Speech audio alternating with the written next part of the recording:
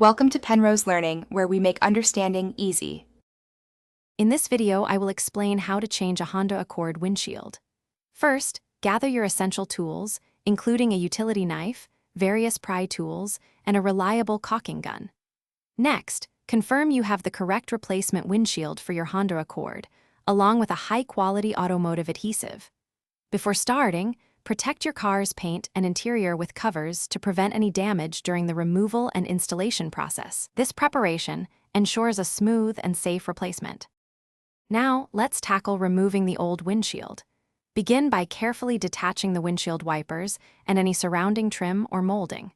Next, using your utility knife, meticulously cut through the old urethane adhesive that seals the windshield to the car's frame.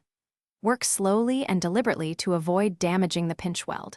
Once the adhesive is cut, use specialized suction cups to safely lift and remove the old glass from the vehicle. With the old windshield out, proper preparation of the pinch weld is crucial for a secure seal. Thoroughly clean the pinch weld area, removing all remnants of the old urethane adhesive. Any old material can compromise the new bond. After cleaning, apply a specialized primer to the pinch weld. This enhances the adhesion of the new urethane. Finally, carefully install the new molding around the perimeter of your new Honda Accord windshield.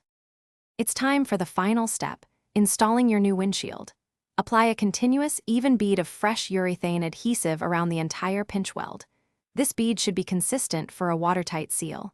With a helper, carefully lower the new Honda Accord windshield into place, aligning it perfectly. Gently press down to ensure good contact with the adhesive.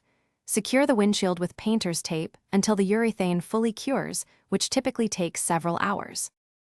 Thanks for watching. If this was helpful, leave a like and consider subscribing. See you next time.